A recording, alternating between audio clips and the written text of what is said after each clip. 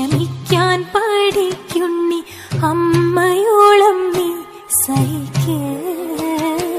സ്നേഹം കൊണ്ടൊരു തോണിയുണ്ടാക്ക്, കാലത്തിനറ്റത്ത് പോകാം. സ്നേഹം കൊണ്ടൊരു തോണിയുണ്ടാക്ക്, കാലത്തിനറ്റത്ത് പോകാം. ആറ്റുനോറ്റുണ്ടാ